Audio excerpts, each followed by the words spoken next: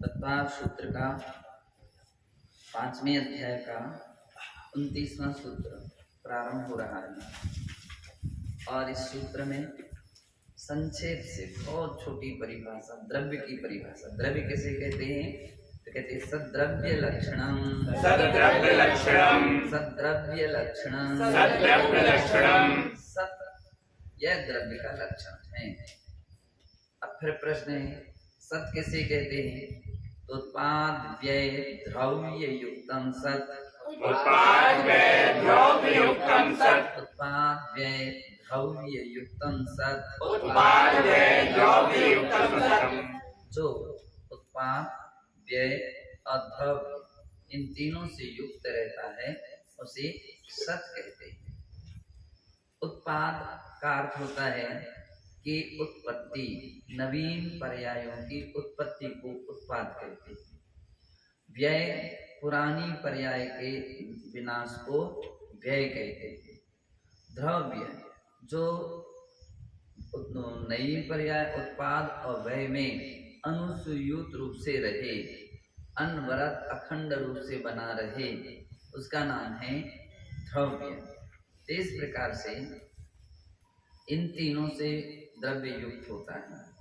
उदाहरण के तौर पर यदि अपन विचार करें तो एक बचपना था। बचपन की उम्र जो है वो 5 साल की थी। कितने साल की थी? 5 साल की थी। 6वें साल से बाल्य अवस्था प्रारंभ हो गई, है ना?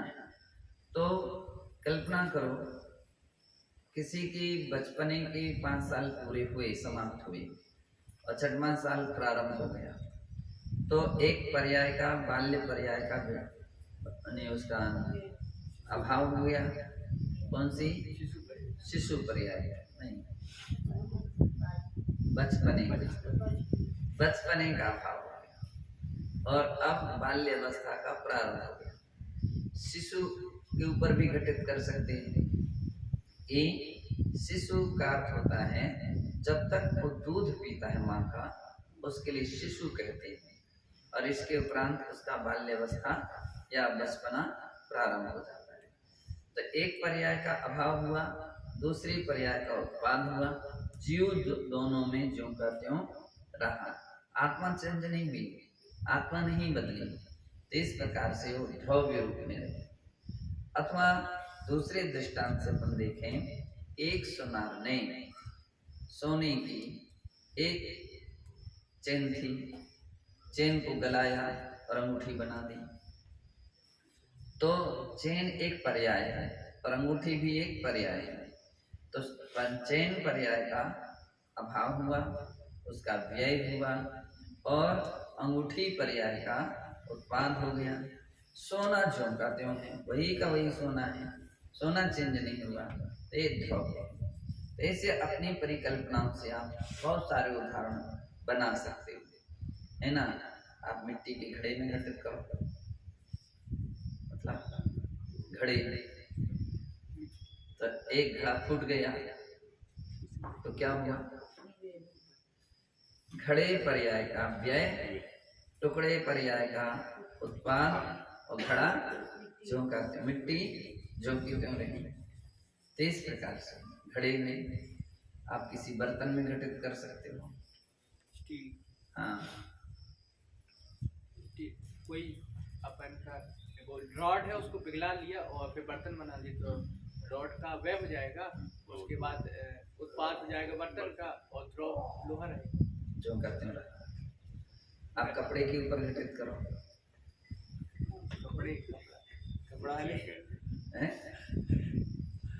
कपड़ा एक थान था, थान कटा, थान से कपड़ा कटा, पेंट बन गया, है ना? तो थान के जो कपड़ा था उसका व्यय और पेंट पर्याय का उत्पाद, है ना? कपड़ा जो कहते हैं एक द्रव्य। तो ऐसे अलग अलग किसी भी वस्तु में अपन घटित कर सकते हैं। गन्ना हो गया, गन्ना का व्यय हो जाएगा और शक्कर बन जाएगा उत्पाद। हाँ। और जो रस है वो रस ड्रॉप रहेगा, वो उसमें भी रहेगा, इसमें। तो इस प्रकार से ये सब द्रव्य के लक्षण हैं। अब द्रव्य की परिभाषा देने वाला एक स्वतंत्र सूत्र है, तद्भावाव्ययम् नित्यम्। तद्भावाव्ययम् नित्यम्। तद्भावाव्ययम् नित्यम्। तद्भावाव्ययम् नित्यम्। कहते हैं तद्भाव अव्ययम्, जो वस्तु का भाव यानी स्वभाव है वो अव्यय होता है, उसका कभी व्यय नहीं होता है, इसलिए वो नित्य रहता है। जैसे अपन ने देखा कि मिट्टी बनेगा, स्वर्ण बनेगा, चांदी बनेगा, आदि आदि, तो जो की त्यों रही है उसका व्यय नहीं हुआ है, लेकिन पर्यायों का उत्पाद व्यय होता है। और जो वास्तविक उसका जो लक्षण होते हैं उसका कभी उत्पाद व्यय नहीं होता, द्रव्य का कभी उत्पाद व्यय नहीं होता। अब आगे कहते हैं कि एक ही वस्तु में दो विरुद्ध धर्म एक साथ पाए जाते हैं, लेकिन उनका कथन एक साथ नहीं हो सकता है। तो इसके विषय में सूत्र है, अर्पिता नर्पित सिद्धि। अर्पिता नर्पित सिद्धि। अर्पिता नर्पित सिद्धि। अर्पिता नर्पित सिद्धि। बतलाते हैं कि मुख्यतः यानी अर्पित और अनर्पित यानी गौणता की प्रधानता से अनेक धर्म वाली वस्तुओं की सिद्धि होती है अथवा अनेकांत की सिद्धि होती है। प्रत्येक पदार्थ में मैंने बतलाया कि अर्पित और अनर्पित एक ही वस्तु में दो विरुद्ध धर्म हैं। उदाहरण के तौर पर कि किसी वस्तु को अगर अपन ने लिया, अगर उसको लिया तो उसमें हैपना और नापना एक साथ, जैसे कि कल्पना कर लीजिए कि अपन ने एक पुस्तक ली है, पुस्तक पने से तो है लेकिन यह पेन पने से नहीं है, पेन इसमें नहीं है इसलिए नास्तिक है, और पुस्तक पने की अपेक्षा से है। तो इस प्रकार से दो युगपद धर्म पाए जाते हैं, विरोधी धर्म पाए जाते हैं, लेकिन दोनों का एक साथ कथन नहीं किया जा सकता है, तो अलग अलग कथन किया जा रहा है कि है भी और नहीं भी। अब एक साथ जो अपन ने जिस समय कहा है तो है प्रधान हो गया, और नहीं ए अनर्पित हो गया, ए गौण हो गया। कभी कहते हैं कोई नए से प्रारंभ का तो नहीं है और है, तो इसका मतलब है पेन आदि अन्य वस्तु नहीं है तो ये प्रधान हो गया, और पुस्तक है एक गौण हो गया। तो कोई भी वस्तु का कथन हम दो प्रकार से करते हैं, एक अर्पित रूप से करते हैं और एक अनर्पित रूप से करते हैं। एक गिलास में पानी, आधा पानी भरा हुआ है, नहीं आधा गिलास भरा हुआ है।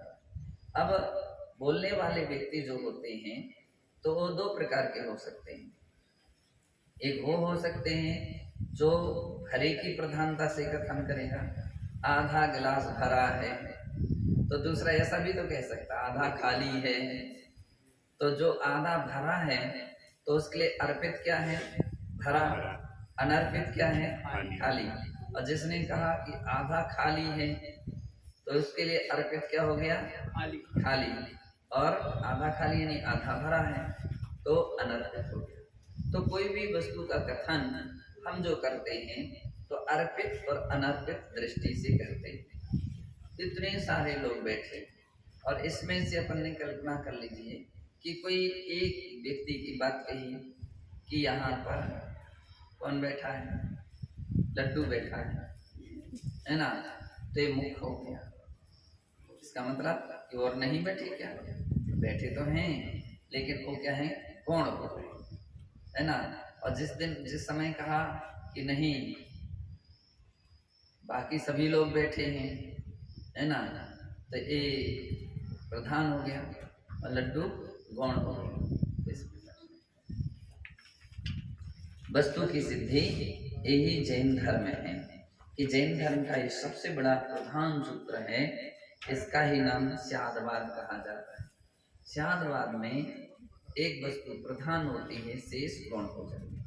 जिसको हम कथन करते हैं या जानते हैं या पढ़ते हैं या लिखते हैं, उस समय वो वस्तु प्रधान है, शेष समय दूसरी वस्तुएं गौण है।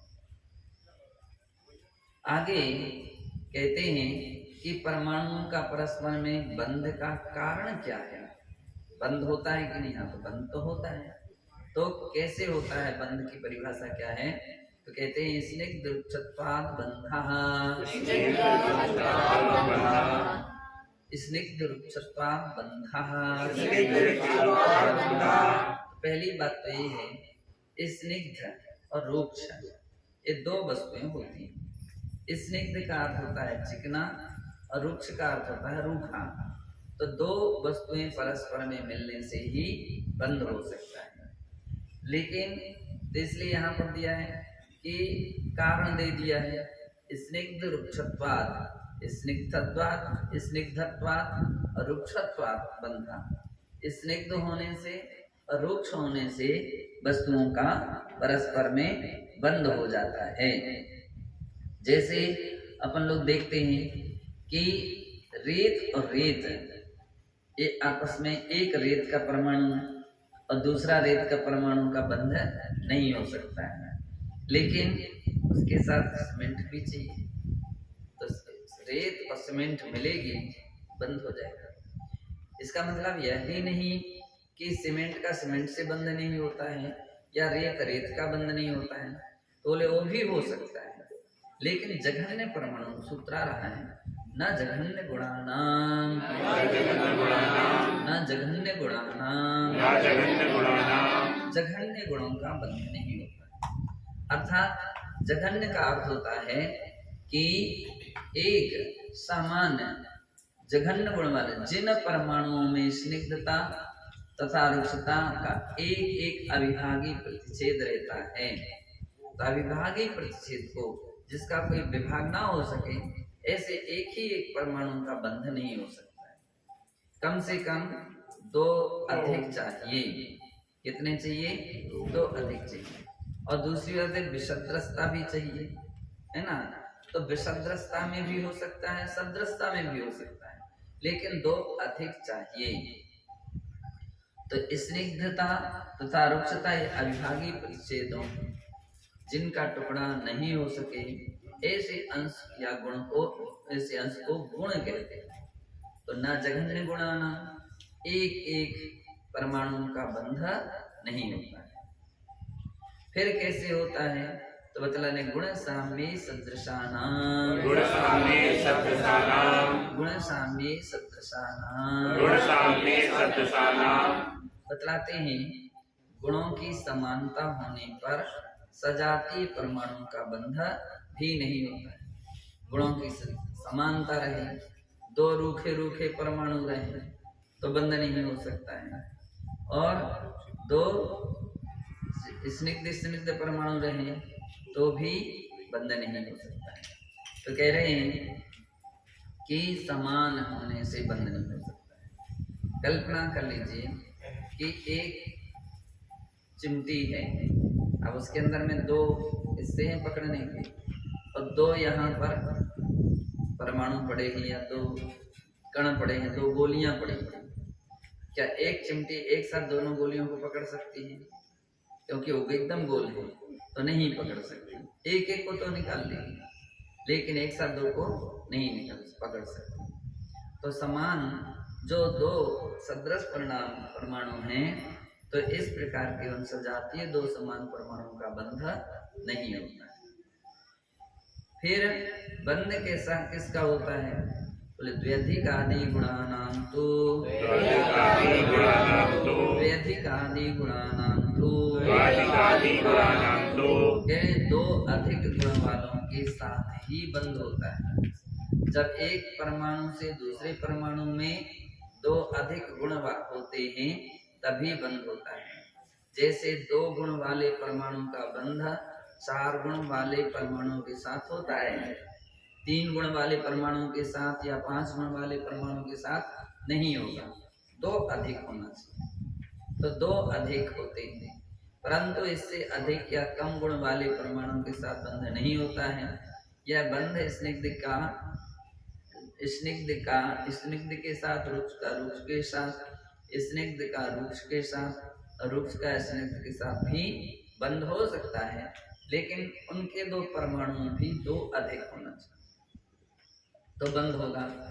एक और एक परमाणु, एक स्निग्ध हो और एक रुक्ष हो, बंध नहीं हो सकता है। या एक स्निग्ध और एक स्निग्ध हो तो दो का बंध नहीं हो सकता है।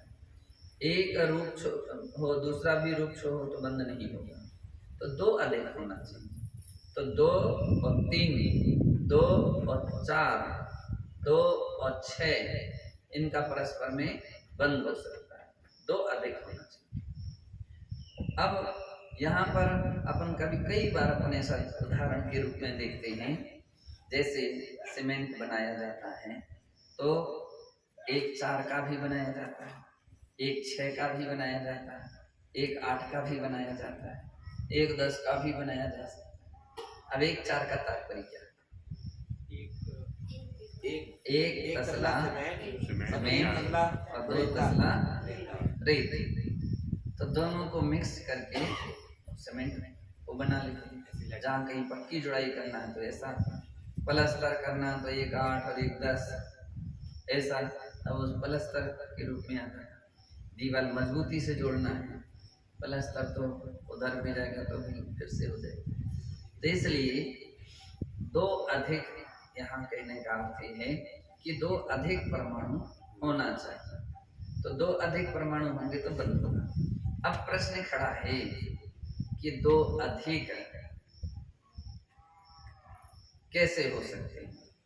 गुड़ में भी बालू का बंध हो सकता है और बालू में भी गुड़ का हो सकता है। तो उसके लिए सूत्र दे रहे हैं, हम कैसे कह सकते हैं।